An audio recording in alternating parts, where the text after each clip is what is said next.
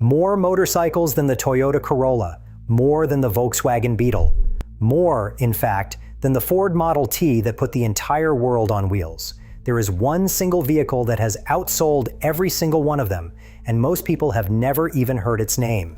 It's a tiny Japanese step-through called the Honda Super Cub, and by October of 2017, Honda had built more than 100 million of them. It is, by a massive margin, the best-selling motor vehicle ever made. And that little bike is just the opening act. Because in the span of about 25 years, 4 Japanese companies, and here's the wild part, companies that used to make looms, pianos, and warships, didn't just enter the motorcycle business. They took over. They walked into a world ruled by proud British names like Triumph, Norton, and BSA, and a roaring American legend called Harley-Davidson, and they dismantled all of it. The British factories closed. Harley nearly died. And the whole time, the people in charge had been warned this was coming. They just didn't listen. So how did Japan build better motorcycles than everyone else? Grab a coffee, because this story is absolutely insane. To understand how Japan took over, you have to picture Japan in 1946. The country is flattened, cities are rubble, there's barely any fuel, barely any food, and almost no working transport. This is the least likely place on Earth to build a motorcycle empire. And yet, in a tiny wooden shack in the city of Hamamatsu, a stubborn, self-taught mechanic named Soichiro Honda is about to start one. Now, Soichiro is a fascinating character. He wasn't some buttoned-up businessman. He was an engineer obsessed with engines since childhood, a guy who once ran a company making piston rings for Toyota. But his factory got bombed by an American B-29 during the war, and then an earthquake finished off what was left. So Soichiro did the most Soichiro thing possible. He sold what was left of that company to Toyota for around 450,000 yen and used the money to start over. His first idea was almost comically simple. After the war, there were these small surplus military engines lying around, the little motors that had powered army generators and equipment. Soichiro started bolting them onto bicycles so people could actually get around a broken country without pedaling their legs off. They sold instantly. When he ran out of surplus engines, he just started building his own. By 1948, the operation had a name, Honda Motor Company, 34 employees, a factory in Hamamatsu, a man who could barely sit still. And in August of 1949 came the first real Honda motorcycle built from the ground up. They called it the Dream D-Type, a 98 cubic centimeter machine with a pressed steel frame. The name tells you everything about the mood, by the way. In a country still digging out of catastrophe, this thing was literally called the Dream. But here's what makes the Japanese story so different from anything happening in Britain or America. Soichiro Honda was not alone, and he was not the only one with this idea. Across Japan, other companies were staring at their idle factories and thinking the exact same thing. Take Yamaha. You know them today as a motorcycle and music brand, and that is not a coincidence. Yamaha started life as Nippon Gaki, a company that made pianos and harmonicas, and during the war, aircraft propellers. When the war ended, their boss, a sharp operator named Junichi Kawakami, looked at all the metal casting equipment they had used for propellers and pianos and asked a simple question: what else can we build with this? The answer, in 1955, was a 125 cubic centimeter motorcycle called the YA-1, nicknamed the Red Dragonfly.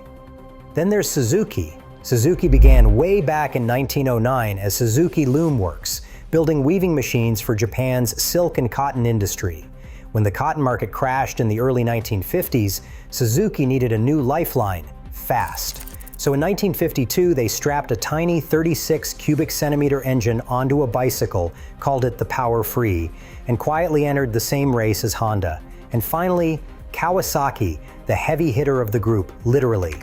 Kawasaki was a shipbuilding and aircraft giant that traced its roots all the way back to 1878, and during the war, it built fighter planes. A company that knew how to build a warship deciding to build you a motorcycle should tell you something about where this is heading. So picture the board. 4 Japanese companies. None of them started as motorcycle makers. all of them rising out of the ashes of a lost war, packed with engineering talent, hungry, and crucially, willing to copy, learn, and improve at a speed nobody in the West thought was possible.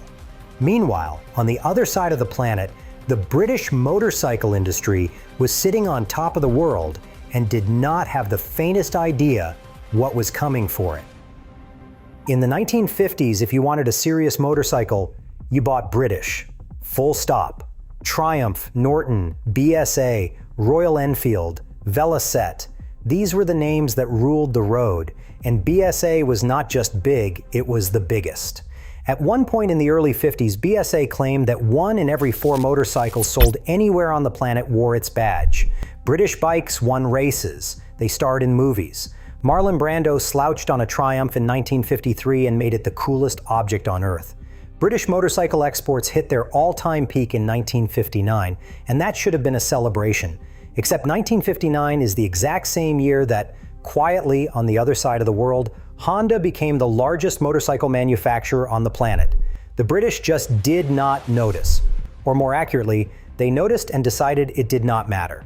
And this is the part of the story that still makes people in the industry wince, because they were warned, specifically by one of their own.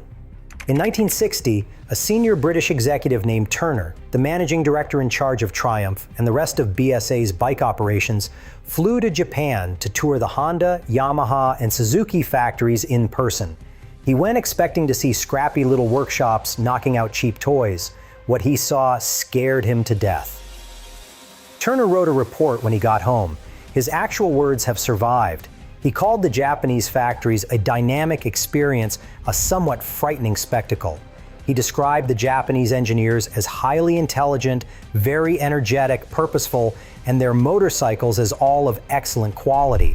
And then he dropped the line that should have set off every alarm in Britain. He warned that the speed with which the Japanese motorcycle companies can produce new designs and properly tested and developed models is startling. Translation: these guys are organized, they are serious, and they move faster than anyone back home wants to believe. Now, it would be too neat to say Turner predicted every detail of what was coming. He did not. But he came home genuinely impressed and genuinely worried, and he put that warning in writing. And the BSA board's response? Essentially nothing. They filed it away. The man who actually went and looked came back rattled, and the people in charge decided they'd rather not deal with it. So why were British executives so comfortable ignoring the threat? Part of it was pure arrogance, the natural complacency of a champion who had been winning for 50 years. But part of it was a genuine misread. They looked at Honda building tiny 50 cubic centimeters commuter bikes and thought, that's not our market. We build big, fast, manly machines. Let the Japanese have the little stuff. That was the fatal mistake, because the Japanese were never planning to stay in the little stuff. Now, complacency alone doesn't kill an entire industry. To really understand why British bikes lost, you have to understand what it was actually like to own one. And to do that, I need to introduce you to the single most feared name in British motorcycling history. Not a rival company, a supplier, a Birmingham electrical parts firm called Joseph Lucas Limited. For decades, Lucas had a near total monopoly on the electrical components in British motorcycles and cars. The wiring, the switches, the charging systems, the lights. If it ran on electricity and it was British, odds are Lucas made it. And it was, to put it gently, not great. Lucas Electrics became so famous, fair or unfair, for unreliability, that owners gave the company a nickname that has outlived everyone involved. They called it Lucas, Prince of Darkness. Because the stories were endless, headlights that died on a dark road, charging systems that quietly stopped charging, switches that crumbled in your hand. There's an old writer joke that the Lucas Company motto should have been, "A gentleman does not motor about after dark." And funny enough, the nickname is technically posthumous. The actual Joseph Lucas died back in 1902, long before he could be blamed for a single dead battery. Quick fun side note, because it's too good to skip. A young Birmingham factory worker named John Osborne actually did a stint working at the Lucas plant in the 1960s, alongside his mother. You might know him better as Ozzy Osbourne, who would, years later, become heavy metal's own Prince of Darkness. People love to claim he got the nickname from the factory. Nobody can actually prove it, but it's a great story, and I'm choosing to believe it. Anyway, add the electrical gremlins to the other thing British twins became famous for, sometimes unfairly, the oil leak. The reputation got so baked in that owners joked a Triumph wasn't broken unless it stopped leaking, because that meant it was finally empty. You parked a British bike, you put cardboard under it. That was just the running gag. Now picture the contrast. A buyer walks into a showroom in 1970. On one side, a British bike that leaks oil, needs a hefty kick to start, and has electrics that quit when it rains. On the other side, a Japanese bike that starts with the push of a button, doesn't leak, doesn't fight you, and costs less money. That's not a fair fight. That's not even a fight.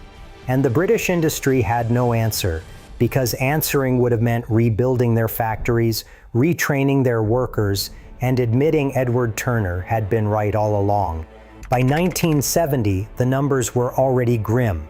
BSA sold around 35,000 motorcycles that year, Triumph about 38,000, Norton just 10,000, and the company group behind them was bleeding cash. In 1973, under pressure from the British government, the survivors were mashed together into a single company called Norton Villiers Triumph, basically a financial life support machine. The famous Triumph workers at the Meriden factory staged a sit-in that lasted years, fighting to keep building Bonnevilles under a workers' cooperative. They hung on, just barely, into the early 1980s. But the empire was already gone. The country that once built 1 in 4 of the world's motorcycles had effectively stopped building them at all, and they did it to themselves. So, while Britain was asleep, what exactly were the Japanese building? For a long time, the answer really was small bikes. And the king of the small bikes was that little machine from the very start of our story, the Honda Super Cub. The Super Cub launched in 1958, and it was a genuine stroke of genius. Honda's commercial mastermind, a man named Takeo Fujisawa, reportedly told his engineers he wanted a bike so simple and clean you could ride it one-handed while carrying a tray of noodles. So they hid the engine and all the messy wires behind smooth plastic panels, gave it an automatic style clutch so you could not stall it, and made it tough, cheap, and almost impossible to break. Honda built a gigantic new factory to crank out tens of thousands of them every month. It worked beyond anyone's wildest dreams. In the United States alone, Honda sold over 500,000 Super Cubs by 1960. The Beach Boys literally wrote a song about it, and as we now know, it would go on to become the best-selling vehicle in human history. But selling 100 million commuter bikes did something sneaky and brilliant. It taught Honda how to mass-produce flawless machines at a scale nobody had ever attempted, and it got millions of regular people comfortable with the Honda name. There was just one image problem to fix first. In 1950s America, motorcycles meant outlaws, leather, and trouble, thanks partly to that Marlon Brando movie. Respectable people did not ride. So in 1963, Honda's American team launched one of the most effective ad campaigns in history, built around a single line: "You meet the nicest people on a Honda." The ads showed students, families, housewives, and cheerful, normal folks puttering around on their little Hondas. No outlaws, no menace, just fun. The effect was staggering. By one widely cited account, total motorcycle sales in the United States exploded during the early 1960s, climbing from just a few thousand bikes a year toward nearly 150,000, and that boom was driven primarily by Honda. They did not just sell bikes, they invented a whole new kind of customer. Now here's where it gets dangerous for the old guard, because the people running British and American companies looked at all this and smirked. Little plastic commuter bikes for housewives? Cute. That's not a real motorcycle. And then, in 1969, Honda walked into the room and dropped a bomb. It was called the CB750. And to understand why it was a bomb, you have to understand that nothing like it existed. The CB750 had a 736 cubic centimeters engine with 4 cylinders lined up across the frame at a time when most big bikes had 2 cylinders at best. It made around 67 horsepower. It had an electric starter, so no more frantic kicking. And it was one of the very first mass production motorcycles to come with a hydraulic disc brake on the front wheel. It was smooth, it didn't leak, it would do about 125 miles per hour, and it was reliable in a way big bikes simply were not. And the price? $1,495. That number is the knife, because the CB750 didn't just beat the British Superbikes on technology, it undercut them on price while doing it. Honda had built a machine that was faster, smoother, more advanced, more reliable, and cheaper than anything Triumph or Norton or Harley could put next to it. This is the moment the term Superbike really enters the language. And it's the moment the entire industry realized the Japanese had not, in fact, been content to stay in the small stuff. They'd been quietly learning on 100 million Super Cubs exactly how to build the future. And now they'd arrived in the big leagues, and they were better. Honda was so unsure how many they'd sell that they built the first batch using a cheaper sand casting method, expecting fairly modest demand. The orders came flooding in many times faster than that. They had to completely retool the factory just to keep up. The thing was a phenomenon, and Honda's Japanese rivals were watching very, very closely. Over at Kawasaki, the CB750 landing in 1969 caused something close to panic. And there's a fantastic reason why. Because Kawasaki had been secretly developing almost the exact same idea. They had a project running to build their own 750 cubic centimeters 4-cylinder Superbike. Then Honda revealed the CB750 first, and Kawasaki's engineers basically looked at each other and said, well, we can't release the same bike second. That's embarrassing. So they did something gutsy. They shelved their bike, went back to the workshop, and decided that if they were going to be late, they were going to be bigger and better. They bumped the engine all the way up to 903 cubic centimeters, gave it a more advanced twin camshaft design, and obsessively tested it. According to long-standing accounts within the company, they even shipped secret prototypes to America, disguised in rival badging, so nobody would clock what they were actually riding, and racked up thousands of test miles. The result launched in 1972. It was called the Z1, and the internal code name for the project was, I am not making this up, New York Steak. The Z1 made around 82 horsepower, would hit 130 miles per hour, and went on a record-breaking tear, setting endurance records and winning a Motorcycle of the Year award 4 years running. And just like that, the game was set. Honda versus Kawasaki versus Yamaha versus Suzuki, 4 Japanese companies now locked in a furious arms race, each one trying to out-engineer the others, releasing better and faster machines every single year. The losers in that arms race weren't each other. The losers were every non-Japanese company trying to keep up. Yamaha, for its part, went a different direction and absolutely owned it. Instead of chasing big 4-strokes, Yamaha became the master of the 2-stroke engine, the lightweight, screaming, high-revving design beloved by riders who wanted maximum thrill per pound. Their RD350 and later RD400 became legendary giant killers, small bikes that could embarrass machines twice their size. The letters RD are commonly said to stand for Race Developed. And whatever the badge meant, the engineering really did come straight off Yamaha's track bikes. Which brings us to the secret weapon behind all of this. Because the reason these companies could keep leapfrogging everyone year after year wasn't luck. It was a way of building things that the West simply did not understand yet. People get one big thing wrong about Japan's takeover. They assume it was about cheap labor or copying Western designs or some trick. It was deeper than that. The Japanese had figured out a fundamentally better way to build things, and they applied it to motorcycles with terrifying discipline. The heart of it is a Japanese word you've probably heard, kaizen. It roughly translates to continuous improvement, and the idea is beautifully simple. Instead of waiting for one giant breakthrough, you improve everything by tiny amounts, constantly, forever. A slightly better bolt here, a 2-second faster assembly step there, a fractionally cleaner weld. On their own, each change is almost nothing. Stack thousands of them on top of each other, year after year, and you build a machine your rivals literally cannot match, because they were never improving at that pace. On top of Kaizen, the Japanese ran a whole toolkit of manufacturing ideas borrowed from Japan's car industry, just-in-time production, so parts arrived exactly when needed instead of piling up and wasting money. A principle where any worker on the line could stop everything the instant they spotted a defect, so bad parts never made it into a finished bike. A near-religious war on waste of every kind, wasted motion, wasted material, wasted time. And then there was the racing pipeline, which is my favorite part.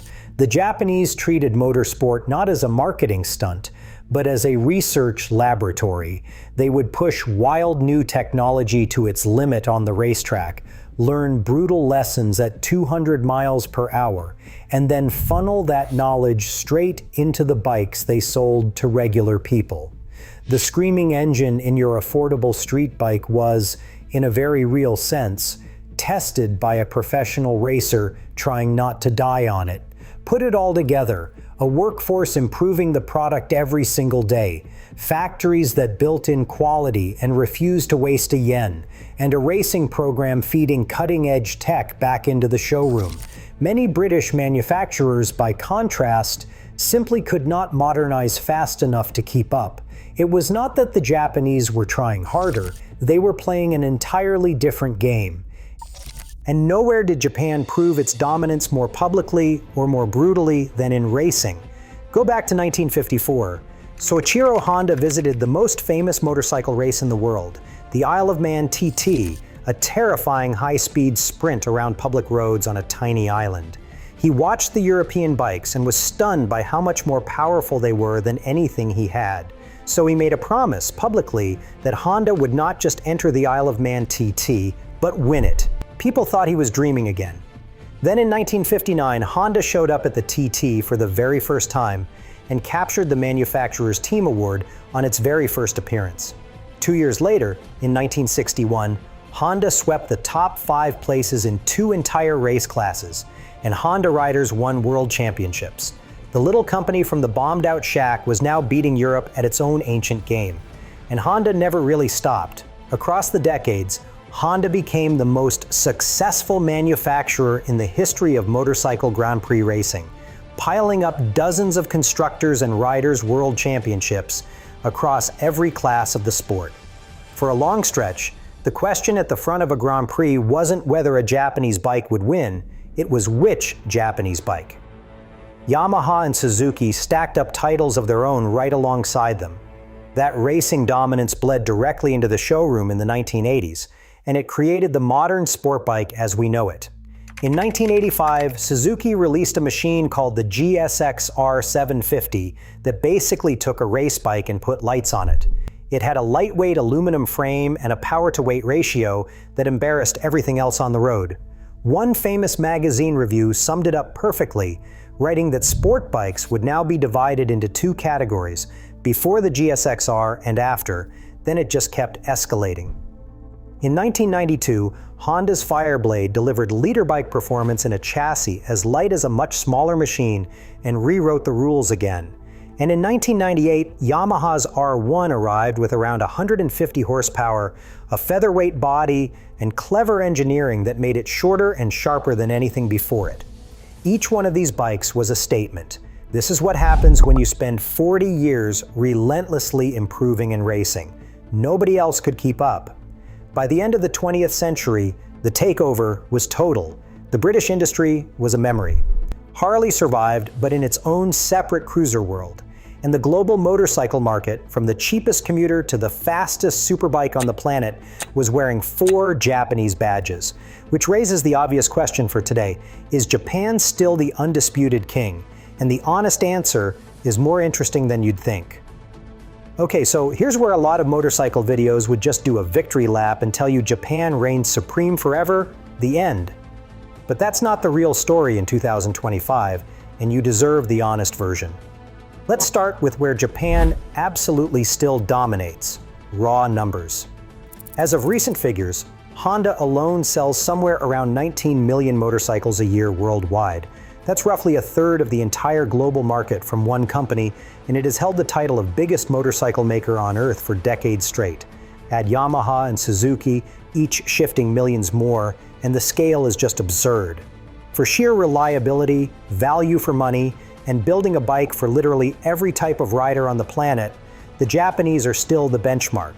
If you want a motorcycle that will start every morning for 20 years and never complain, the safe money is still Japanese. But, and this is a big but, biggest and best are not the same thing anymore. The story has gotten a lot more competitive in three really interesting ways. First, volume. Japan is no longer alone at the top of the sales charts.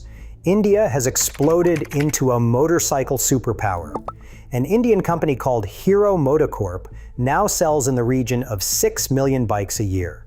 In recent years, that has made it the second biggest motorcycle brand in the world by units, ahead of Yamaha. Other Indian giants like TVS and Bajaj are right there too, and Chinese electric scooter makers are now selling millions of units a year as the whole industry starts going electric. Japan invented mass-market two-wheeler dominance. Now the rest of Asia has learned the lesson and is using it right back. Second, and this one really stings for Japanese fans, racing.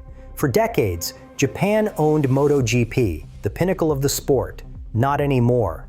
An Italian company, Ducati, has utterly dominated MotoGP in recent seasons, sweeping up championship after championship, and in its best years winning almost every single race on the calendar. Meanwhile, Honda's racing program, the most successful in the history of the sport, has been stuck in a deep slump. The kings of the track got dethroned, and it was Europe that did it. Third, prestige and technology. A lot of the flashiest modern innovation, the advanced electronics, the cornering traction control, the premium adventure bikes everyone lusts after, has been led by European brands like BMW, KTM, Aprilia, and Ducati. And in a beautiful twist, the British are back. Remember Triumph, one of the names Japan supposedly killed?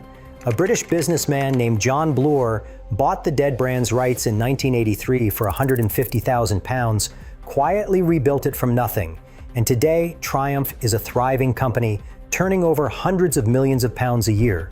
The ghost came back to life. So what's the real verdict? Did Japan build better motorcycles than everyone else? For much of the second half of the 20th century, there's a genuinely strong argument that they did. From the late 1950s to the late 1990s, Japan built motorcycles that were more reliable, more affordable, and easier to live with than almost anything else on the road. And for decades, they set the benchmark the whole industry measured itself against. They out-engineered, out-built, and out-hustled rival after rival, and they did it from a starting point of total devastation. That is one of the greatest industrial comebacks in human history, and it deserves every bit of respect. But maybe the most impressive part is what their dominance created. Japan set the bar so impossibly high that it forced the entire rest of the world to either get better or die. The British had to come back leaner and smarter. Harley had to rediscover what made it special. The Italians and Germans had to chase perfection. India had to scale up. Japan didn't just win the motorcycle war, it dragged the entire motorcycle world up to its level, kicking and screaming. And honestly, as riders, we're the ones who won. So that's the story of how four companies that started out making looms, pianos, and warships took over the motorcycle world, why they were genuinely better for a very long time, and why the fight is finally getting interesting again. If you enjoyed this deep dive, do me a favor and subscribe, because we cover the wild stories behind the machines we love every single week, and you do not want to miss what is coming next. Drop a comment and tell me what you ride, and more importantly, tell me which one you think actually builds the best motorcycle in the world today. I have a feeling that is going to get spicy. Thanks for watching, and I will see you in the next one.